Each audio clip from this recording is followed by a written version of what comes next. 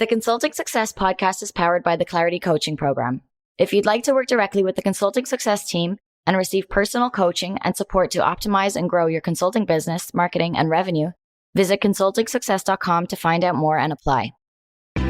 Welcome to the Consulting Success Podcast. I'm your host, Michael Zapersky. In this podcast, we'll dive deep into the world of elite consultants, where you'll learn the strategies, tactics, and mindset to grow a highly profitable and successful consulting business.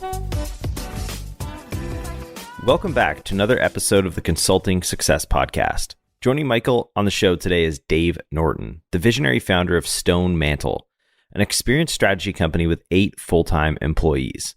With an impressive client portfolio boasting the names like Coca-Cola, Disney, Target, and more, Dave brings a wealth of customer experience expertise to the conversation today. As you're about to discover, Dave has constructed an exceptionally successful consulting practice. However, it wasn't always the case. He struggled early on before cracking the code on how to grow his business. If you're a consultant motivated to elevate your business from 6 to 7 figures, we have something just for you. We're offering a free consulting blueprint that can be your guide on this journey. Visit consultingsuccess.com to secure your free copy today. All right, now let me tell you more about what you'll learn in today's episode. Dave will reveal invaluable insights on differentiating your customer experience to help you gain a competitive edge. You'll discover powerful strategies and techniques to set yourself apart from the competition and create a customer experience strategy that ignites enthusiasm in your employees. Dave will also shed light on the importance of developing IP and how it can contribute to the growth of your consulting practice. And wait till you hear his unique outreach strategy that can drive new leads right to your doorstep. So get ready to take notes as we'll explore how to enhance your customer experience, fuel business growth, and gain a decisive advantage in the competitive consulting industry. Without further ado, let's dive right into today's episode with Dave Norton. Dave, welcome. Thank you. It's great to be here. So I thought where we'd start off today is just to have your definition of experience strategy, because you are an experience strategy company. For those who might not really be familiar with what actually is experience strategy, could you kind of set the landscape up for us a little bit? Yeah, I think there's a lot of people out there that are familiar with CX and the measurement of experiences and So customer experience, CX. customer experience, that kind of focus. There's a whole group of people out there that are focused on experience design per se. There are user-centered design researchers that we sometimes run into on a regular basis, usability people.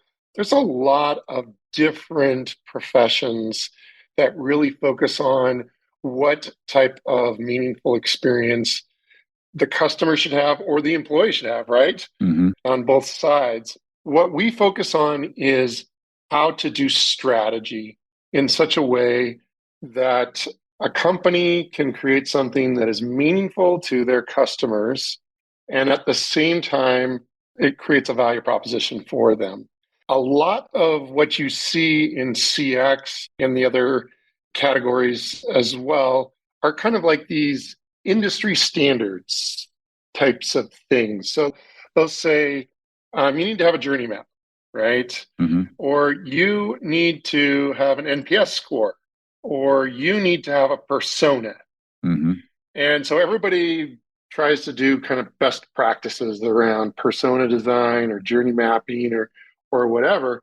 And the net result is that pretty much everyone has kind of the same approach to customer experiences.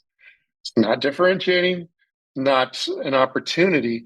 What we really have to do is kind of step above and look at what's going on in consumer behavior that we can attach ourselves to in a strategic way that will allow us to get the job done for the customer in a more successful way than maybe our competitors can do it. Mm-hmm. That's kind of where experience strategy lies. You think about, like, I often compare it to marketing strategy. I think we all know what marketing execution is, and we know what advertising is, and we know different elements of market research. But if there's not a marketing strategy, the pieces don't all work together very well. And a marketing strategy, you absolutely want something that's unique and compelling. Mm-hmm. In experience strategy, what you want to do is have a point of view on the customer that no one else has. Right. So, can you give an example? Sorry to interrupt, Dave. I'm just wondering, maybe for those that are still trying to really get a clear picture in their mind, like what would be an example of maybe some work that you've done at Stone Mantle with the client that you think would be just kind of a good, easy to understand, or just an application that would make sense for people? well, I'll just use we did not work on this one to begin with, but it's just so obvious. When Apple took a stance on privacy, they had a point of view. And that point of view permeates through everything that they do in their design, in the way that they solution. There's a job to get done, maintain customer Privacy and so forth. privacy, Yeah. whatever, security and safety. And you can rely on that for that. It's somewhat differentiating. Well, there's a lot of companies out there that maybe have a role to play in privacy, but what makes them unique is the way that they make it permeate everything that their experience is about, and they make good decisions because of it. Right. We run a program called the Collaboratives, where we bring companies together to study topics over the next year, over a year's period of time. And we just finished our final meeting for this year. And some of the companies were developing points of view. They were developing their experience strategy around the future of digital clothing, which is something I don't even think of all that much. But you're going to have all these clothes in the metaverse. Somebody is going to have to support you in the metaverse, right? Another group was working on their point of view on payments and how to develop a new experience strategy around payments, which is something that I think is easier for people to understand. These points of view are proprietary to them, and so we don't necessarily share them because they're not customer facing. Right. So what I'm kind of taking from what I'm hearing is that experience strategy, where let's say a typical company that is not using or applying what you're talking about in terms of experience strategy, the standard might be for a company just to think about a strategy in terms of like what is best for the business, what is best for them. They might even bring in some metrics that are around the customer satisfaction, like an NPS kind of score or something along those lines. But experience strategy is really about kind of more holistic or more comprehensive view of not just a few pieces, but it's really the driver of the company strategy is from the customer's perspective. Is that correct? Okay. Yeah, I love that. Okay. Yeah, it's being able to articulate what the customer will want in the near future in such a way that everyone within the organization can begin to rally around that mission, that mantra, whatever it is. Okay. So my next question then, because you work with some very large organizations, and we will have some people that are joining us right now who they might work at a large organization, or maybe they're even the leader of a large organization. But for many people, they're going to be small boutique consulting firms or even solo consultants. And so does this idea of experience strategy benefit them? Does firm size matter? And I'm just wondering if there are any examples of experience strategy, maybe even from your own company, or is this really just something that is best suited or better suited for the mid to larger size company? Yeah, that's a great question. I think most companies who are consulting firms understand that it is not, and it doesn't matter how big or little you are, it's not enough to be a subject matter expert, to have a methodology or a process that you follow. You must have an experience for the customer. And what B2B customers are looking for from experiences and from their consultants today is very different than the old days where you took them out to dinner and you fed them and maybe went golfing with them and you did a little favor for them and stuff like that. That's not what they're interested in at all. And so I think you do have to have a strategy for how you're going to engage your clients regardless of their size and regardless of the category that you work in. Now, I'm thinking about all of these amazing consulting groups that I ran into at the Qualtrics Summit this year, the X4 Summit.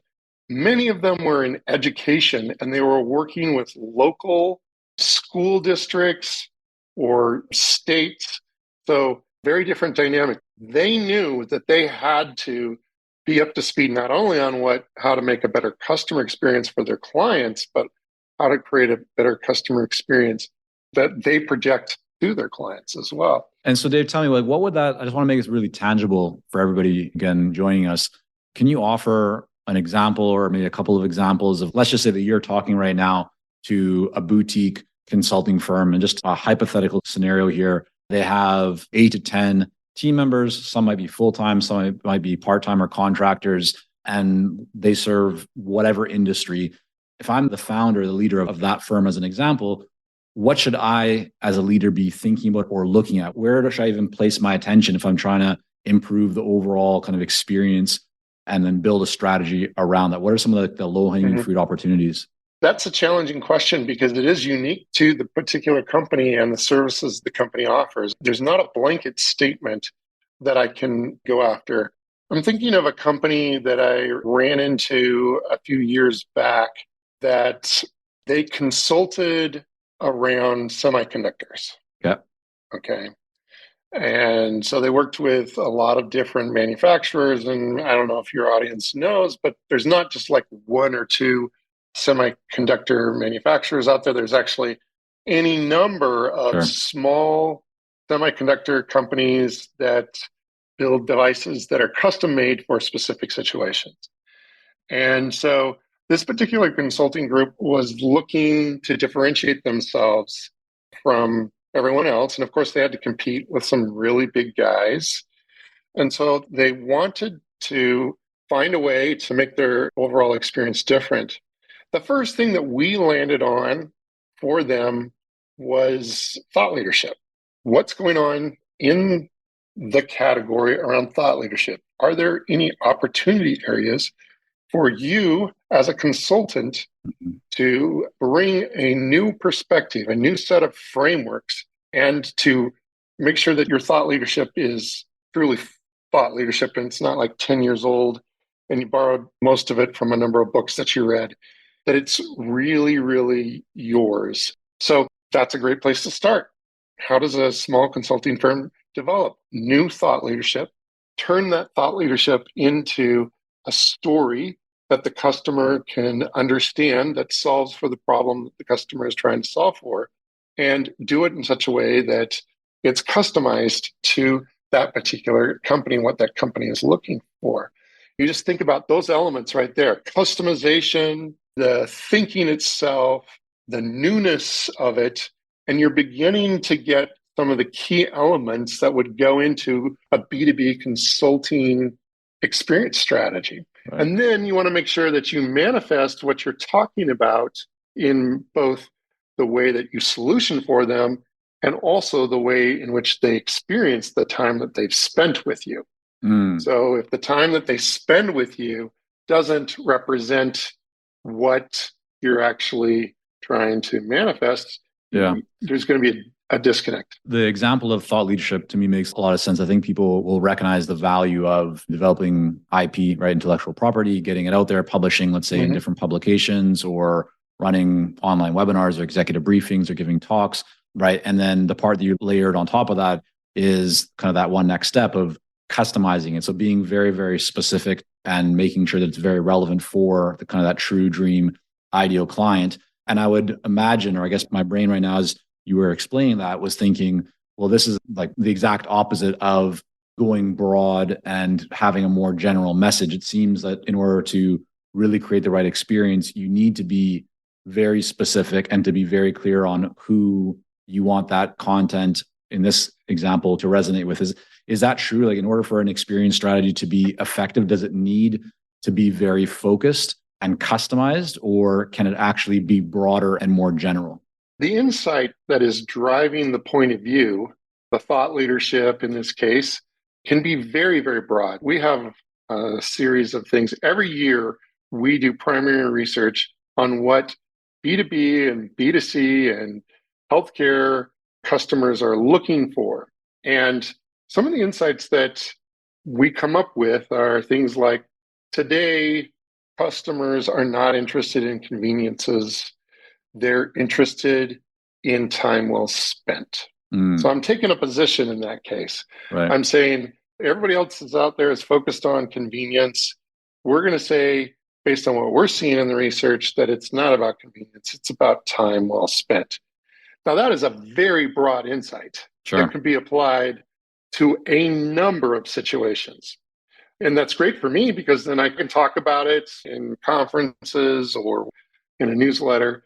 But then when I'm actually working with a client and I'm out of sales mode and I'm into delivery mode, that's when I need to be able to actually deliver what time well spent means for that client's customers and what time well spent means for that client as I try to deliver for them. I'm not going to waste their time. I'm not going to do things that they're not interested in doing. I'm going to live that principle as I'm trying to share that particular principle with them. Okay. Yeah. So, you're answering one of the questions that I had, which is, so I understand the idea of the research, developing some IP around that, or having a very clear point of view, then getting it out there, communicating through whatever platform and kind of method, or channel. But now you start talking about examples of how to actually deliver the experience inside of the client engagement. And to me, it sounds like you first have to not only understand what is the concept that you're trying to help your clients with. So in this case, right, it's like you said it's not just the convenience, but it was like time well spent. So in order to deliver that as a company, so let's say I'm a consulting firm and I'm going to deliver time well spent. Throughout the company, we have to first get very clear on like, what is the definition of time well spent? What does it actually mean? How does it show up? How do we communicate that? How do we deliver that from our communications with the clients? Do we send gift baskets? Do we send a handwritten letter? Do we do X? Do we do Y? Do we do Z? So once you have all that, then it's about really making sure that you bring that to life inside of all of your engagements and so forth with a client. Is that kind of what you're saying? Yeah, I think it is. I think that's exactly right. And I am a strong believer that if you're a consultant, you're also a researcher. You need to ground your consulting in not just knowledge in general, but in specific research that you conducted on the problem that you're trying to solve for. Yeah. And so I think that's an important part. I mean, I completely agree. I think too often people are just they're putting ideas out there, but ideas aren't grounded in anything specific or unique. And if we, again, come back to this idea of how do you differentiate? How do you create distinction? How do you stand out from others? Well, if you have access to data or research that others don't have, or you're able to pick, like if everybody's saying the market wants convenience, but you're able to come on and say, well, no, actually what they really want is time well spent, and it's based on this study that we did, that creates a whole different kind of experience. And that also positions you to stand out from everybody else, and you can back it up. So I think that's a really, really great point. So you worked with, again, very well-known brands, Disney, Coca-Cola, US Bank, P&G, Adobe, a whole bunch of others. Did those companies seek you out? Did they just come to you, Dave, or to Stone Mantle, or did you intentionally reach out to them? In the early stages of our company, it was kind of organic growth that people would leave certain companies and go to other companies, and we would follow them. Right. I think a lot of consulting firms know what I'm talking about. Sure. Nowadays, we do a lot of outreach. We have email campaigns, we have business development teams, we have PR folks that we're working with. But at the end of the day, it's still the recommendation, oftentimes, of somebody else that gets us in the door. So I think I'd say 80% of our growth is organic growth, and only 20% is from our own efforts. Hey, it's Michael here, and we'll be right back to the podcast. But first, are you ready to grow, scale, and take your consulting business and marketing to the next level? If so, our Clarity Coaching program may be a great fit for you. You'll work with our experienced team to set up a strategic plan for your business and coach you step by step in areas like how to consistently attract. Hey, it's Michael here, and we'll be right back to the podcast. But first, are you ready to grow, scale, and take your consulting business and marketing to the next level? If so, our Clarity Coaching program may be a great fit for you. You'll work with our experienced team to set up a strategic plan for your business and coach you step by step in areas like how to consistently attract more leads, develop a magnetic message that resonates with your ideal clients, strategically package and position your services, earn higher fees, win more proposals, and scale your business. To find out more about Clarity Coaching and apply, go to consultingsuccess.com and click on coaching. Track more leads, develop a magnetic message that resonates with your ideal clients, strategically package and position your services, earn higher fees, win more proposals, and scale your business. To find out more about Clarity Coaching and apply, go to consultingsuccess.com and click on coaching. What have you done in the marketing kind of realm that has just not worked at all, just fallen kind of flat on its face, and you go, well, okay, we tried that, but that just didn't work for us? We used to rely heavily on conferences and speaking engagements to generate new opportunities. We do not see those as nearly as effective today. We'll do them. If an organization invites us to come speak, we'll definitely speak at those events, but we don't find them successful. In our particular industry, we don't find trade shows or having a booth at a conference to be all that successful unless we have a number of clients that are already going to that particular show or event. Then sometimes it makes sense. What we find to be most successful is 20-minute one-on-one conversations with companies where we're talking to them about what is experience strategy, how it could benefit. That's kind of the first step. We've also modified the way that we deliver our product so that clients don't have to sign up for a major project right away. There are small engagements that they can get involved with. We have like certification programs, we have our collaboratives, we have different ways for them to engage with us while they're trying to become more of a champion within their organization to do larger projects with us. Right. So it sounds like you've kind of developed these discovery offers to get the foot in the door, lower risk on the client side, lower overall level of investment. So they don't have to think about it too much. It makes sense to get to kind of taste it, have the appetizer, see if they want to move to the main course afterwards. You talk about this kind of first step as a 20-minute conversation. Are those coming as a result of outreach that you're doing, or is it just through referrals or people that you know? Like how, I'm wondering for somebody who's listening to this going, well, yeah, I'd love to have 20 minutes with a potential buyer inside of an established organization, but I'm finding it really hard to get their attention to set up a meeting, or maybe I'm just not even sure where to start. What would you advise them, or how are you kind of approaching that to be successful in getting those meetings? Yeah, I think it is incredibly hard to get those meetings. And I've noticed that just over the last 5 years, as people's inboxes have become so bombarded, right? Yeah. It is very, very difficult to get in front of people. And like everybody else, we use a multi-prong approach where we're talking to them on email, we're calling them, we're also doing LinkedIn to try to get in front of the right decision makers. In my particular work, the last person I want to talk to is procurement. The buyer, per se, needs to be someone who is in need of help to get their work done, not someone who's been tasked with finding a resource.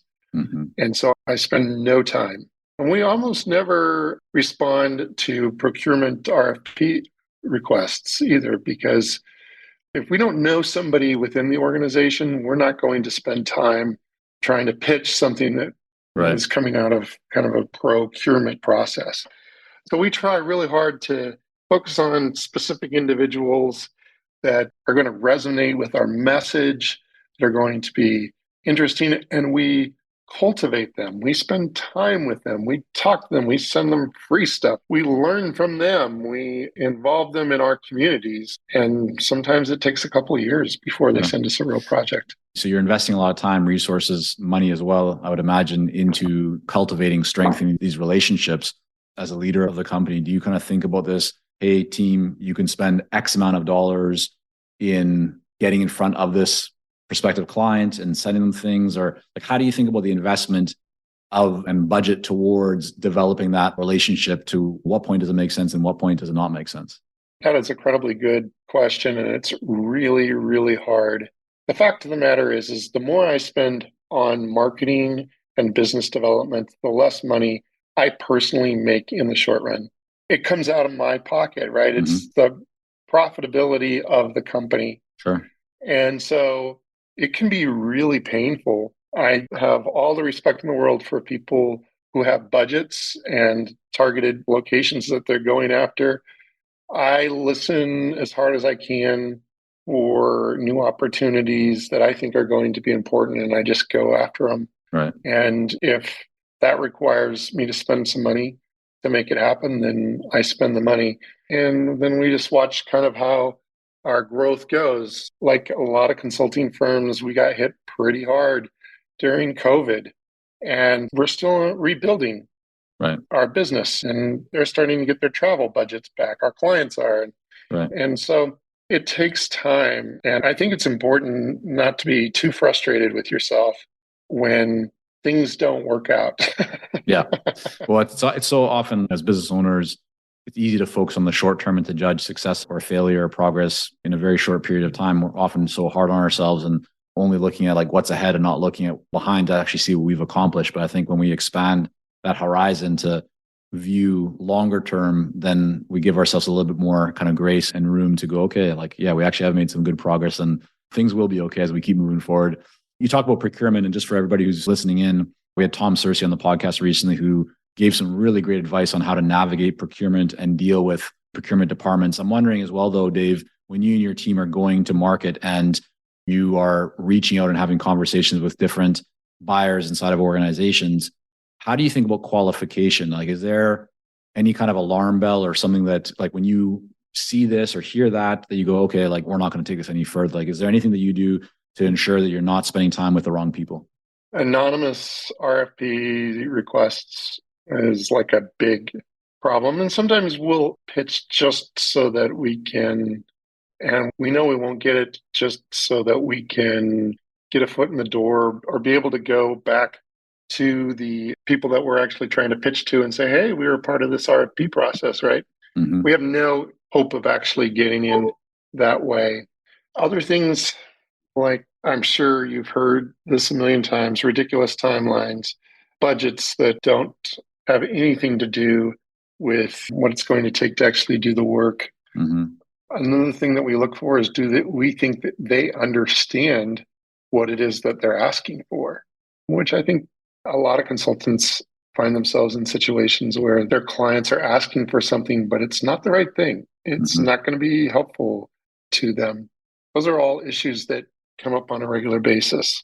Okay. And then I guess the other thing I was wondering about is today you're a team of 8 people. And if you could just kind of walk us through the hiring path that you've taken, like start off as you, then how quickly into the business did you make your first hire or two, and what roles were they for?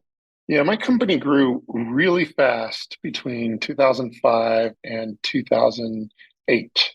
And Why was we went that? from, because there was nobody else out there that was talking about experience strategy. Yeah. Everybody was talking about experiences, but nobody was talking about strategy per se. And we had landed a couple of really big fish. Mm-hmm. Those are great. You just love it when a whale comes in. The only problem is when a whale comes in, all resources are focused on the whale, and then you eat the whale and you have to go find the next whale. Mm. And it takes a long time, oftentimes, to find that next whale. But we got hit really hard with the 2008 downturn. We had a lot of financial clients at the time, and some of them just up and disappeared. Wachovia was one of our biggest clients, great company, and now mostly a part of Wells Fargo, right? Right. Then, so I'd scaled up to about 10, 12 people, still really small consulting firm. And then I dropped down to 2 people, myself and one guy. Wow. And then we started the process of rebuilding. And the next time around, it took a while. The economy didn't recover right away.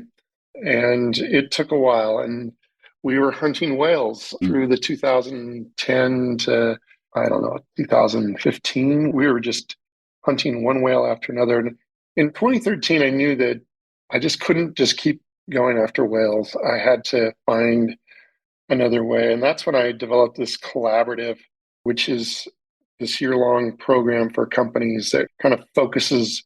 It has some elements of a little bit of a conference board type of a thing, but it's primary research and it's around innovation. It's a little bit hard to describe.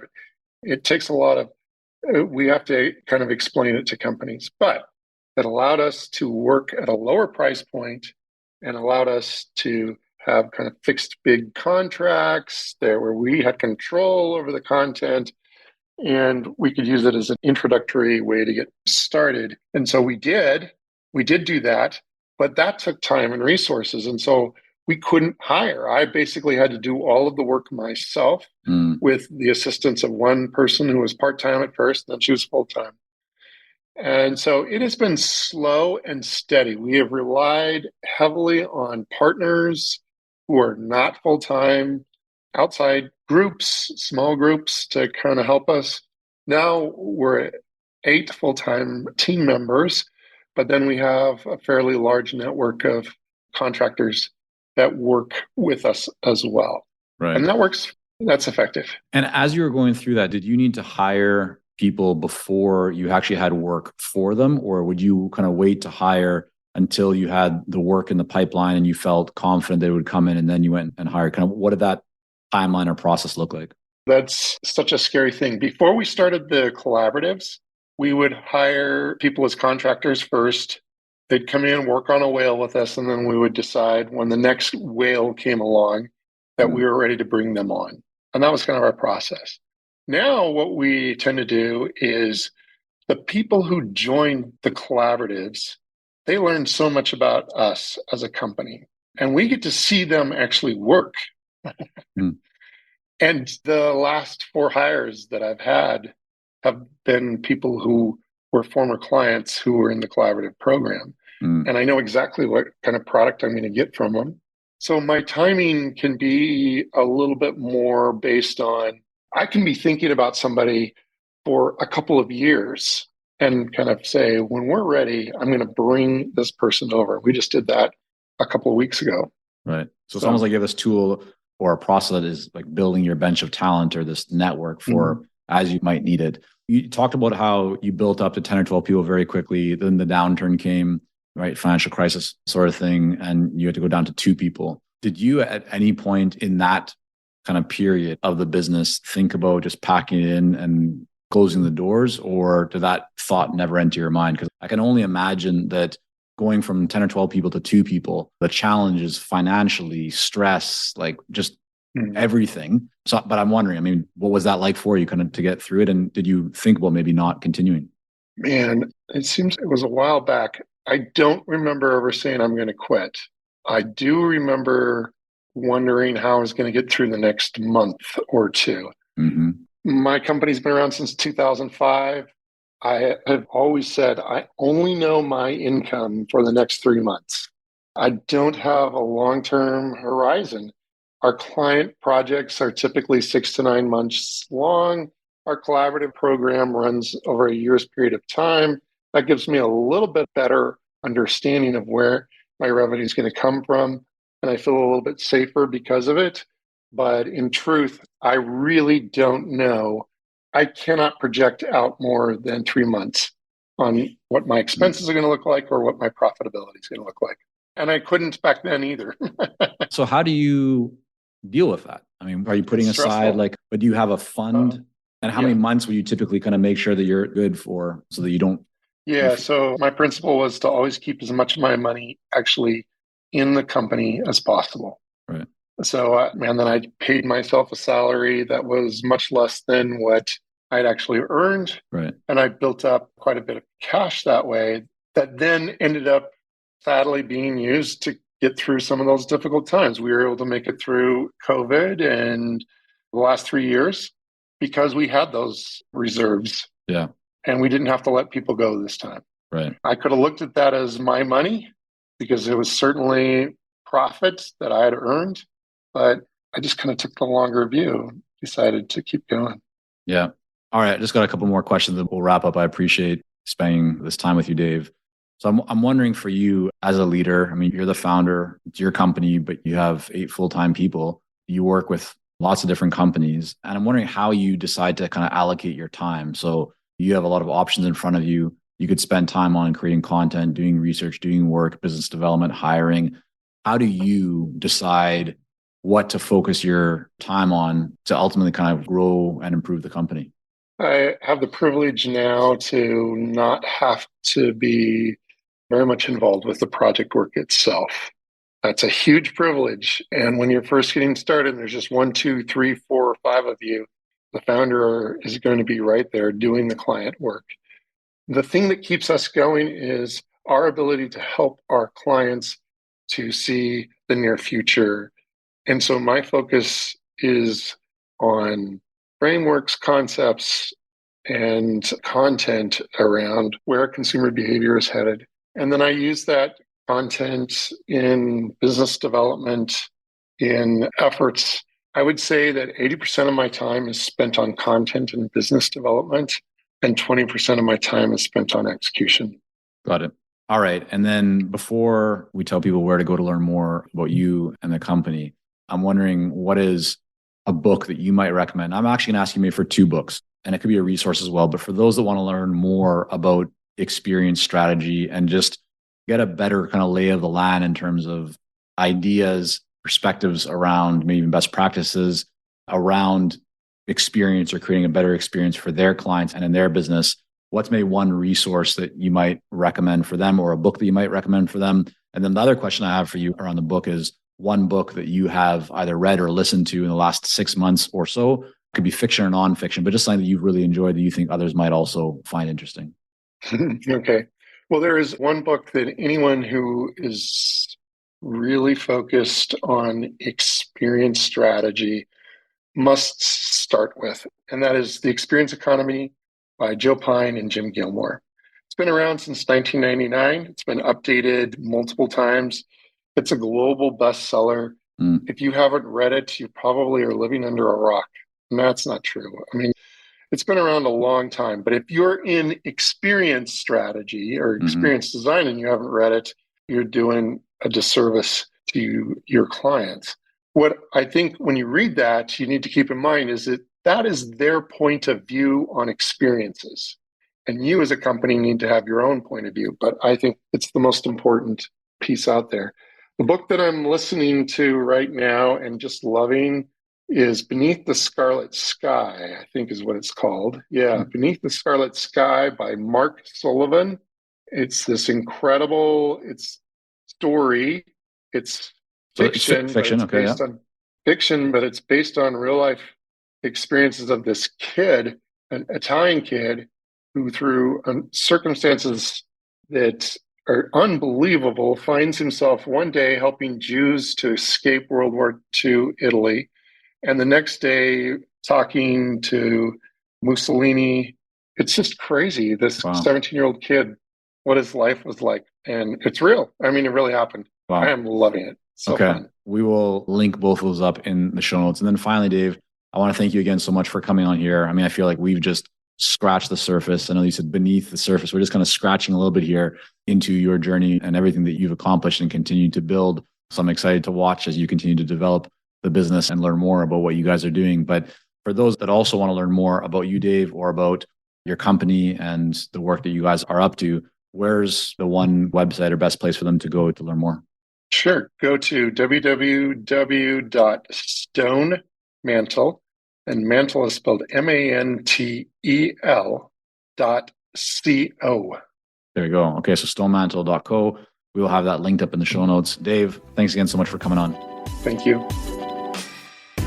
Thank you for joining us on this episode of the Consulting Success Podcast. For more episodes and to subscribe, rate, and leave a review, head on over to iTunes. And if you'd like to develop consistent lead flow and a highly profitable consulting business, learn more about our coaching programs at consultingsuccess.com.